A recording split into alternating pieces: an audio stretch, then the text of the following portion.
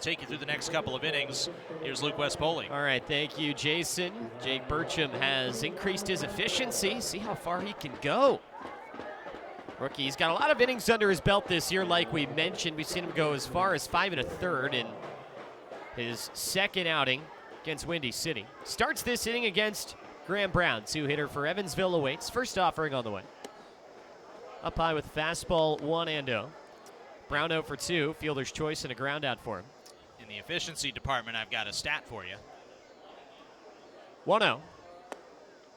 Just misses the front door. Tick inside, 2 balls and no strikes. First inning, 23 pitches. Second inning, 24 pitches. The last 2 innings combined, 25 pitches. Both 1, 2, 3 innings for Burcham.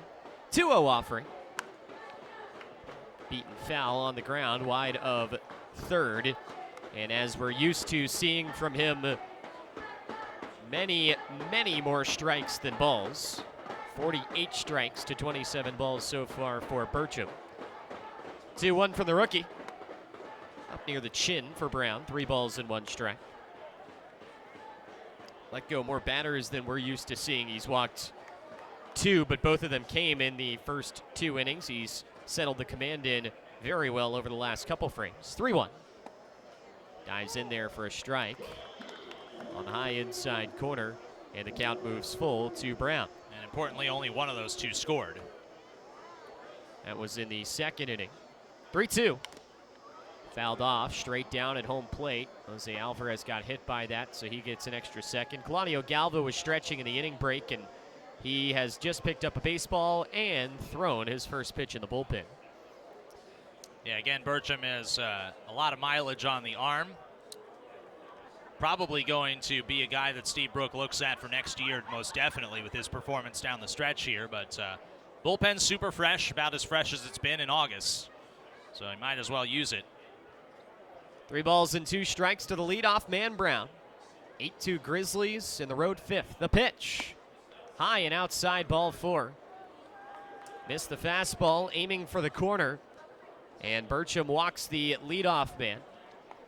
Brings up the 3-hitter JT Benson, who's 1 for 1 with a single and one of the other 2 walks prior to that last plate appearance.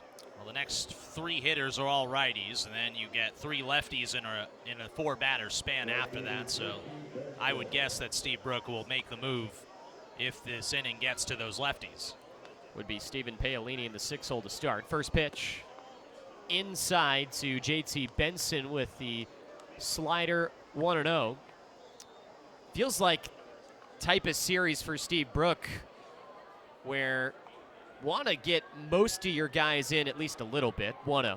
Swing and a miss. 1 ball and 1 strike. You aren't going to see probably anybody throw on back-to-back days ideally, but you'd like to, over the course of this series, maybe get all your bullpen arms in for an inning or 2 just to stay fresh and stay sharp before you start postseason play on Wednesday. 1-1 cut loose.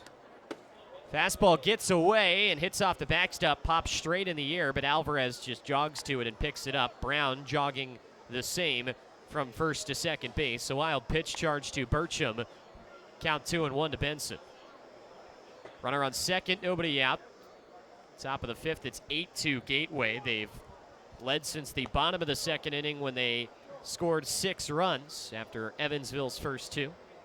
Importantly, by the way, 2 days off between the end of the regular season and game 1 of the postseason. 2-1 gets outside again. This time Alvarez knocks it down with a backhand play on his glove, sort of falling away from his catching stance. That holds the runner at second, but the count moves to 3-1 on JT Benson. I say that to your points about wanting to keep everybody fresh. You don't want anybody to have like 5 days off in between throwing. That would probably be a little bit too much rest. That might turn into rust. 3 balls and a strike to Benson. The pitch. Ground ball foul, left side of third. Still 3-2. Well, it's a season high now in pitches, at least professionally, for Jake Burcham. He just threw number 84, which bests his 74 pitches from his last start in Florence by 10. Galva continues to warm in the Gateway bullpen. Rookie out of Tarleton State sets at the letters and fires. Strike 3 called with the fastball. Put it knee high down the center of the plate. Benson thought it was low, but it was right there And Bertram picks up the strikeout as he continues to rack them up. That is his 5th of the ball game. It's brought to you by Julie. Adding, building, planting, or fixing anything outdoors, call Julie first at 811. 1 out for LJ Jones. And on second, first pitch, pulled outside. It bounces and now hits off of Alvarez's glove and nearly got Jones in the face. He faded away from the batter's box to keep that from hitting him.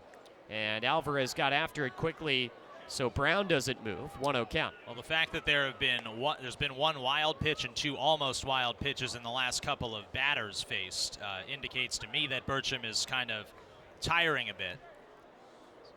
So might not be long for this ball game. Season high this spring was 91 pitches for him collegiately. 1-0. Bounced foul to the third base coach's box, where it is snagged up by Andy McCauley, longtime manager for the Evansville Otters, among other independent clubs. Other Frontier League teams as well. Won a championship with the London Werewolves around the turn of the century. 1-1 to Jones. High move off second for the runner. Pitch is low. 2 balls and 1 strike as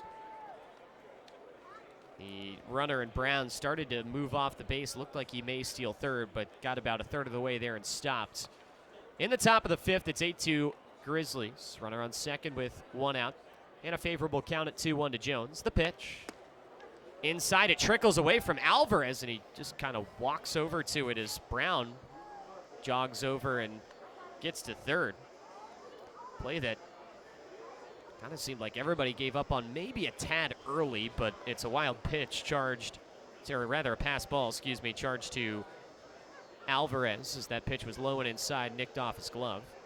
3-1 the count to Jones. It's now a sac fly situation, but Evansville trails by more than that. They're down 6 in the 5th. I think Bertram would take that, though, to get a second out in the inning. Give yourself a chance to maybe face a right-handed hitter with nobody on base and kind of settle down a little bit. Alvarez and Bertram having a couple of words, and for Alvarez, the veteran catcher, trying to give Bertram a road map here. He got a hitter's count for a guy with a lot of power in Jones. Batter that we alluded to was Stephen Paolini as the first lefty. He's 2 batters away, so that's probably the finish line for Bertram. You're hoping that coincides with the end of the top of the 5th. That would be nice. And not earlier. 3-1 now to Jones. Outside ball 4, and he walked him. Put him on the corners with 1 out. Still possible for him to get out of the inning before he gets to the lefty, but he'd need a double play to do it. Keenan Taylor comes up. And he's not going to get a chance to. Steve Brook coming out of the dugout. And Claudio Galva will try and get that double play. He does get more ground balls than anything else. So Grizzlies make the call. And Claudio Galva enters the game in the top of the 5th. Overall, job well done. Done by Jake Bertram, who pitched on some fumes here in the 5th. Claudio Galva tries to mop it up for him and prevent any runs from coming across with a 6-run lead for Gateway. 2 men on and 1 out for the new arm when we come back.